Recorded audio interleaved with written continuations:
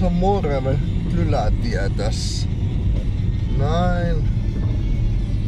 Tietenkin vähän paikattu tätä tietä vähän. On oikein paikattu. Ei. Tässä on aika hiljalleen, että mä asustun tämmösen salamen tässä. Sitä voi kai muuta. Jaha, mikä se siellä on? Saat sinä kuvata tuotakin. Kaunista peltoa ja matot on ulkona. No on Moreven kylä tässä. Sun pitäis nuottaa mikä päivä, mikä vuosi. 2025 ja perjantai-päivä. 27.6.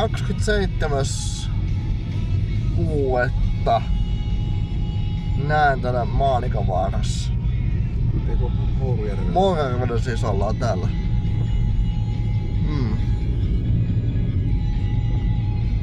Näin. Katoppa komiaa kuusikkoa tuommoista. Täällä on semmosia perinnemaisemia. Kyllä. Että tää kylä vielä jatkuu vähän. Ei tätä vielä lopu.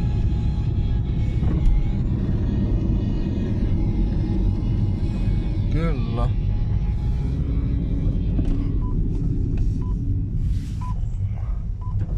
Oi.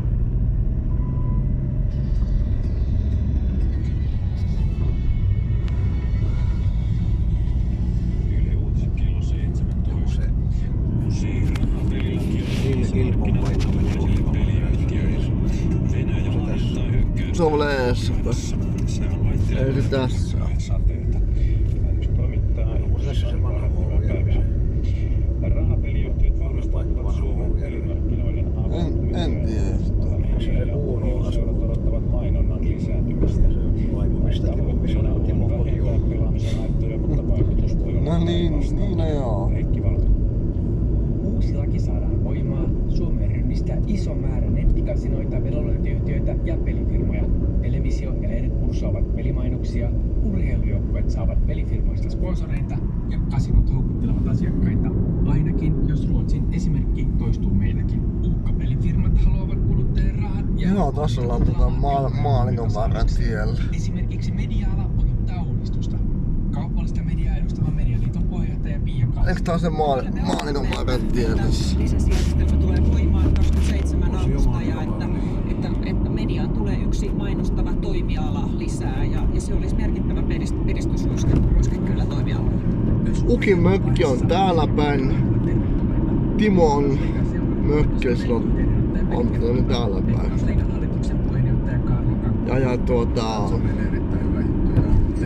Ja silleen.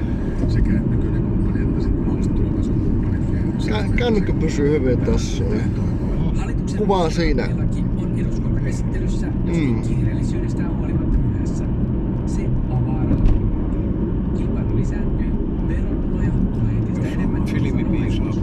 Hallitusohjelman mukaan uudistuksen tavoitteena on ehkäistä ja vähentää pelaamisesta aiheutuvia haittoja. Toisaalta jo hallituksen esitys... Siinähän se oli Se Ilpon navetta tuolla. Olihan se siinä. Otin mä kuvan sen. Mutta missä on? Kerkeskö siihen kuvaan? Kerkes. Edustaja Teres Mallahi sanoo, että laki on tarpeellinen. Just tuli kuva. Hyvä yksimielisyys. Mainostamisyritys on semmoinen iso, mistä on puhunut paljon muiden kanssa, mutta mitä myös mietin itse, että kukaan ei halua semmoista katastrofia, mikä Ruotsissa kävi. Joo, että Ukin mökki on täällä päin. Lakiesitykselle löytyy myös kriitikoita. Kansanedustaja Timo Furuholm pitää hänkin lisenssijärjestelmään siirtymistä välttämättömänä. Ei se ristos vielä tullut se. Ehkäisyssä tavoitteitaan. Saarenva ristos. Menikö se ohi? Ei. Onko tämä uusi lisenssijärjestelmä ulkomaiset yhtiöt edes valtion kassaan mitenkään erityisen merkityksellisesti niin kuin lisää rahaa, jolla sitten voitaisiin sitten niin kuin kanavoida näiden haittojen vähentämiseen. Eli kyllä tässä on niin kuin vähän riskit olemassa sille, että tehdään paketti, jota me sitten kohta joudutaan korjaamaan. Ilmavoimat johtaa Pirkanmaalla NATOn monikansallista sotaharjoitusta. Mukana on kalustoa ja henkilöstöä Yhdysvalloista, Britanniasta ja Ranskasta. Harjoitus pidetään ensimmäistä kertaa näiden maiden ulkopuolella. Onko se punainen mökki tässä? Ei se vielä ole se punainen talo. se edes vielä mennyt? Eihän se vielä. Se punainen talo mikä on tossa. Onko se niinku tällä puolella se punainen talo? On missä. Ei se vielä on mennyt. Se punainen talo mikä on tossa mäen päällä. Niin. Ei se vielä on mennyt. Ei. Ei oo vielä mennyt se paikka. Se. Onko se tässä jo? Ei. Onko se tässä se punainen talo? Ei. Se on tässähän se oli se punainen talo. Se. Joo. Parhaista vielä ottaa tähän kantaa, koska puolustushallintohan ei ole tästä tullut itse ulos asiassa vielä.